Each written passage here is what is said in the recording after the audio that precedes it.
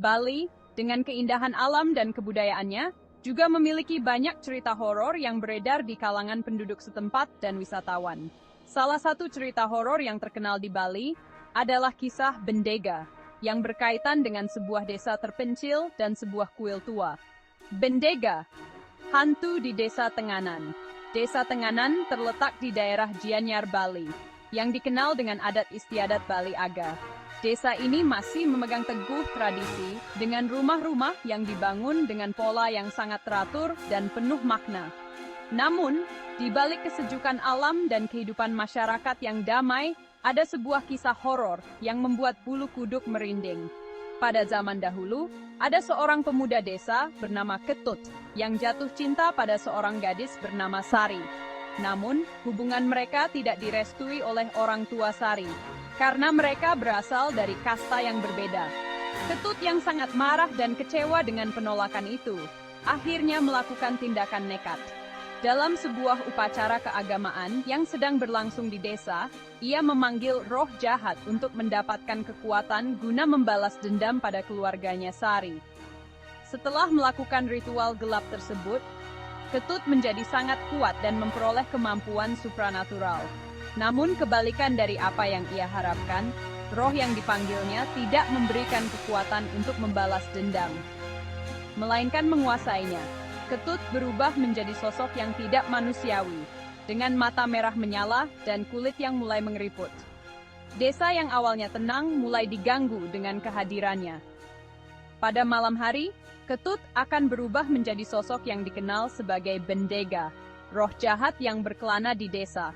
Sosok ini dikenal akan suaranya yang menderu, seperti desisan angin yang sangat kencang, diikuti oleh bau busuk yang sangat menyengat.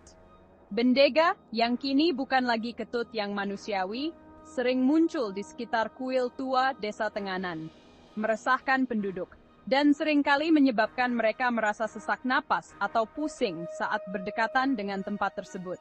Banyak warga desa yang mencoba melawan atau mengusir Bendega, tetapi selalu gagal.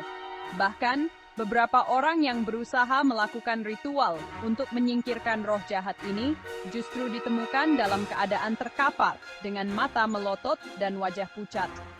Seolah-olah mereka telah kehilangan nyawa.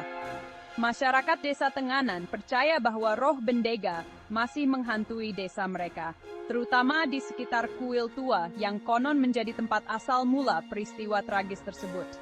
Beberapa orang bahkan mengatakan bahwa di malam hari, suara aneh yang terdengar dari kuil atau suara desisan angin yang begitu kencang adalah tanda bahwa Bendega masih ada di sekitar mereka. Cerita ini, meski telah lama berlalu, masih sering diceritakan oleh penduduk desa, terutama kepada para wisatawan yang berkunjung ke Tenganan. Banyak yang percaya bahwa roh Bendega masih mengganggu, dan bahwa beberapa tempat tertentu di Bali, terutama yang berkaitan dengan ritual kuno dan tempat suci, memang memiliki energi yang kuat, dan bisa menarik kekuatan gaib yang tidak tampak oleh mata manusia. Kisah di Bukit Campuhan. Selain cerita di Tenganan, ada juga cerita horor terkenal yang beredar di sekitar Bukit Campuhan, Ubud, Bali. Bukit Campuhan adalah tempat yang sangat indah, dengan pemandangan hijau dan jalur trekking yang populer bagi wisatawan. Namun, banyak yang percaya bahwa tempat ini memiliki aura mistis. Kisah yang paling sering terdengar adalah tentang seorang wanita berambut panjang yang muncul di sepanjang jalan setapak, terutama saat malam hari.